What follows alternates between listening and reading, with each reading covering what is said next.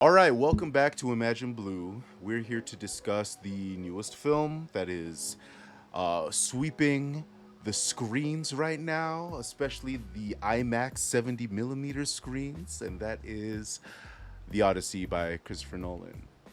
And we are here to discuss the number one question that is on everybody's mind. And I know it's on your mind. And that question is this: who did Homer's The Odyssey better? Was it Christopher Nolan or was it SpongeBob? Discuss. Put some respect on my man Steven Hillenburg, the creator of SpongeBob. Um, okay, since these are very, one for one retellings of the Odyssey, we can really kind of like get into the thick of it. Um, but I will say this. Of the two films, one clearly has more rewatchability for me. Oh, And is that so? yeah, Okay. I mean, I don't know, maybe you can guess. But it is the SpongeBob movie. I mean, come Okay. on now. Okay. Um, and like, it's kind of iconic for being like maybe like the first kind of exposure a lot of young people have to, you know, the epic that is the Odyssey. So I think, we have to give the SpongeBob movie its accolades for that. Um, but yeah, what do you guys think? This is an interesting one because if I'm familiar, Christopher Nolan's The Odyssey is actually based off a later adaptation. So it's not exactly Oh, Homer's. So it's kind of like a different adaptation of The Odyssey. So that kind of has a different taste on it. But this is interesting because SpongeBob movie in some ways it is like a retelling, but in some ways there's obviously different like plot points that don't really fit within it. mhm. So it is sort of like it does take a lot of it from it, but it isn't like an iconic retelling. But I do think it's a good point because in the retelling that it demonstrates, this is a good comparison to see how much it's accurate towards it. And I Yeah. think they both have really good strengths. Um, and I will say SpongeBob to me is a little bit more consistent, but then I also think that that could be a Nolan style thing. So this is a really Yeah, interesting topic just in general for me. that's that's a good point. I think tonally, the SpongeBob SquarePants movie is very consistent throughout the film. I think Nolan's Odyssey, he takes some really interesting like style choices where like, one kind of scene could be a little bit tonally different from another one. It's still very well made film, and like I, respect Nolan for all of his creative choices. Um, I mean, speaking of creative choices, I mean, both films they take some creative liberties with the storytelling, right? I think SpongeBob just a little more so. But even like Chris Nolan, like his version of the Odyssey, there's like parts that are definitely not in the book, or he'll take like a character from a different adaptation and give them like more important role um, in his version of the Odyssey. And it works. It's very intentional, every choice he makes, and it makes for a very good film. I think one thing, and like I'm just splitting hairs because both films are superb, but I think the pacing for me is a little bit better in the SpongeBob SquarePants movie. There are parts in the Odyssey where it's just like kind of like breakneck to me, but it's not super problematic. Like I'm along for the ride just because it's like such an adventurous epic. But I think that's where maybe the SpongeBob SquarePants movie has a little bit of an edge. Is that the pacing is tight, but it's good. You can easily follow it, and the story is just really cohesive and consistent, like Shuku said. Okay. Thoughts? I think both of you guys are crazy because Christopher Nolan absolutely washes the SpongeBob film in every single, identifiable metric, okay, as far as I'm concerned. Um I will say that rewatching the SpongeBob film, it definitely still holds up in my opinion. It's still a great film, still a great movie. And I think that more importantly, it's really interesting to kind of see from this vantage point the ways in which these stories have become such cultural fixtures for a lot of people, like people who have no idea who Homer is but have seen the SpongeBob SquarePants movie will have an idea of who Homer is through that. And like they have been exposed to his influence and his stories through the many people who have taken influence from him. And so I think, yeah, in rewatching it, kind of similar to what Chuku was saying, it's not necessarily a direct adaptation in the same way that maybe something like Oh Brother, Where Art Thou is a more direct adaptation of Homer's The Odyssey, but it definitely Troy. well, Troy is its own story. Troy's based off of the Iliad, which For sure. Yeah, which what preceded happens the before? Odyssey, Yeah. right? And so, but like, um, with when you're talking about the SpongeBob SquarePants movie, yeah, like what Chuku mentioned, the plot it's a very different plot. It's not somebody who's trying to get back Mhm. home. It's somebody who's kind of going on this quest to receive For retrieve, self-realization yeah, almost, this thing, which is, still a very like yeah. kind of poignant kind of message, It's still like especially an for old when it story. came out at our age, that's like a really Hmm. kind of, I mean, I remember, I don't think, one thing too, Odyssey, great emotional beats, great performances. I don't think I cried during the film. SpongeBob SquarePants movie, I cried. Well, I okay, cried when so they were in the lair of the Cyclops, or the diver, And they're singing the and they're Goofy about to Goober. die, dude. I mean, my heart was breaking, yeah, and I but can't. I was almost like crushed thinking that they would die. In the Odyssey, I just don't think there's anything. There's no stakes that make me feel like at any point like someone I really cared about was going to die. And I mean, Yeah. that's just a yeah, testament to Steven Hillenburg's mastery of just pure raw emotion in writing. yeah, but my question for that, Crystal, is how much is it because you actually have an emotional attachment to SpongeBob before you went to the movie? Because I feel Mm. like if you didn't know who SpongeBob was and then you just joined in, I don't know how much you would tear up for that. I mean, how old is the Odyssey? If you read the book and then you're like, oh, I care about Odysseus and Telemachus, then like maybe you would have an emotional attachment to them too. You'd have to ask someone who like maybe read the Odyssey if like they thought if they were gonna cry during any of the scenes where maybe Well, Telemachus or I Odysseus were read the in Odyssey back in the danger. day. I think that I definitely went into So it did with you cry? I didn't cry, but it's hard for me to cry during movies. I definitely went into it with a lot of expectations and anticipation on like, oh, I'm like super excited to see like this and this part and like what's gonna happen, what like how he's gonna do this with like specifically with the Cyclops and the Sirens. That's kind of like going into it what I was most excited Yeah. for. But interestingly enough, coming out of the film, my favorite parts were kind of different from that. So Yeah. that's a whole other thing I guess we can discuss. But yeah, no, I definitely felt like um, it was cool to see all of the different elements that were clearly taken from the Odyssey in the Mhm. SpongeBob SquarePants movies. We mentioned the Cyclops. There's the idea of Poseidon and Neptune kind of being interchangeable.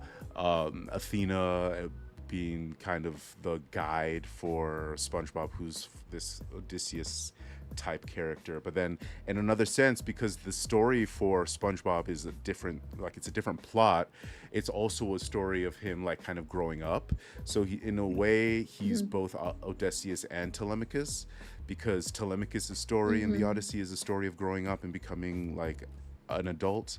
So yeah, no, it was super interesting to watch that and see how those elements were introduced to us at an early age, and now we can kind of um, experience them anew in different ways. Yeah. Yeah. I This is just I think, Mhm. sorry, Go. I just think again, like, because my stance on this is like, again, they're both different adaptations and they're both going for different directions. And I think for me, it's like, again, I don't want to say it's like apples to oranges, but kind of to some degree on that, just because it's like, again, SpongeBob's is more closer to the original Homer. And that's kind of the intent. Well, I won't even say it's kind of the intention. You How get is the it point right closer? there. But I would argue that Christopher Nolan's is actually based off someone else's version that's a little bit has different deviations from Homer. I don't think SpongeBob is close to the original Homer at all. I think it's a loose adaptation at best.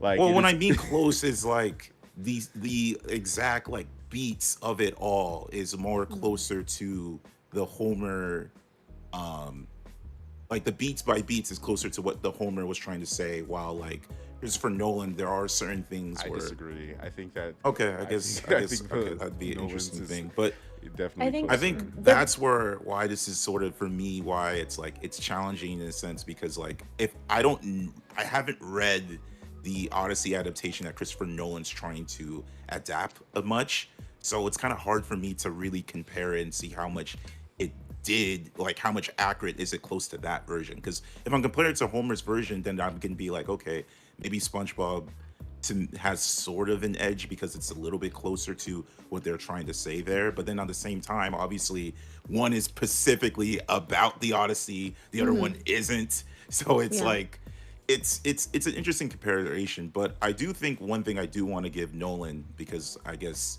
I haven't mentioned anything too positive with Nolan, or at least haven't it's his strengths with Nolan, is that I do think that we can't ignore that the atmosphere of it really was like well made, of like just you Yeah. feel like you're in these giant epics, you feel like you're finding these Mhm. like giant like the freaking cyclops and all that stuff, and Yeah. like low key Grand it's funny that we sets can and like yeah, practical effects, like great stuff like that for sure. and it's actually funny that we compared it to SpongeBob, because low key when I was watching this, I was just thinking about the second season of One Piece. Like I feel like this is like season Mhm. two of One Piece Netflix adaptation with them going It's traveling. They be giant like exactly. And freaking like what's a better medium to like cover something that's so fantastical if not, the animation medium. You can do so much more and that's why like there are so fans of One Piece and like animation.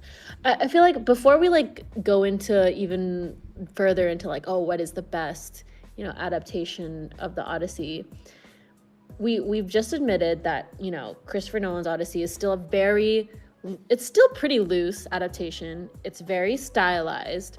Do you think there's an interest in adapting, like do you think people would have an interest in another adaptation of the Odyssey that's like timepiece accurate, like a like Ridley Scott or Robert Eggers directed Odyssey that's like to a T, exactly the Odyssey, maybe in like three parts even. Do you think there's like an interest in that? Do you think yes, that I could be think there better is. even than what Christopher Nolan has done here with I his think Odyssey? for most Odyssey fans, from what I'm observing, they would probably prefer that over Hmm. Nolan's. Sure, Although of course. my bias guessing being a Nolan fan is like there's things like for example the fights that I think Mm, that were really cool, especially that final fight. yeah. Like that was like my favorite Yeah. scene of all. Like it was just really Pure well aura. Pure aura. choreographed, just everything. Peak. Not even just that, it was just well earned. But so Yeah, it's yeah. like things like that where I think that Odyssey fans would prefer a more like accurately Mm. stylistic thing about that. But again, it's still challenging because even with that, it's like, okay, what is accurately, like Yeah. did they really talk like that? There's so much, They didn't. They were like I speaking in American accents, but Yeah. I push back heavily on the online discussion regarding accuracy as far as this film is concerned. I don't Mhm. necessarily know what a quote unquote more accurate version of the Odyssey would look like. I think that the interesting thing about the differences of the changes that Nolan made to the story, it drew out certain themes that you can argue were already in the original story, but maybe were not highlighted in the same way. So, Mm. for the idea of Zeus's law, that was kind of something that he kind of coined. It's not. It's Mm. part of that world, but it's like something that he really kind of like coined himself. Like that term Zeus's law is not like a real term. They have that idea of like you got to be kind to strangers because they could be gods in disguise. That is a real thing, but like it wasn't called Zeus's law, blah blah blah. But like Mm. having that be this like pivotal thematic element that runs through the entire film and is climaxes with the realization that it was their actions at Troy that broke the social fabric and is the reason why not only um, not only did like all of his subordinates die, but like this is it's kind of spread throughout all of Greece, and like now the culture that he kind of left to go to war for is no longer there because he's part of the reason why it's destroyed. And so like having that be this kind of um story or like plot that envelopes everything, I think makes the story very pertinent for modern audiences because it kind of Yeah. it pieces those themes together in a way that I think makes sense for just a modern audience. And so and when you're talking about stories that are this old, like this is a mythological story, it's not like based on history per se, but like when you're talking about stories that are this old that were originally oral history, like this is just like stories that were told back and forth, and then eventually somebody decided to write it down. um, you have to acknowledge that there is a lot of room built in there for interpretation and changes to be made, and like you can adapt things and you Yeah. can change things Of around course. in order to kind of fit whatever mold you want to use it for. And so I don't, yeah. And so I think I say all that to say that conversations, especially the online conversations regarding authenticity, Mm-hmm. whether that's the accents that people were talking in, whether that's like the racial casting, whether that is whatever issues that people had in terms, whether that's like the armor that they were wearing, blah blah blah blah blah. I don't necessarily think that that is as important as many people kind of put it out there to be. So would there be an interest in a more accurate version of the Odyssey?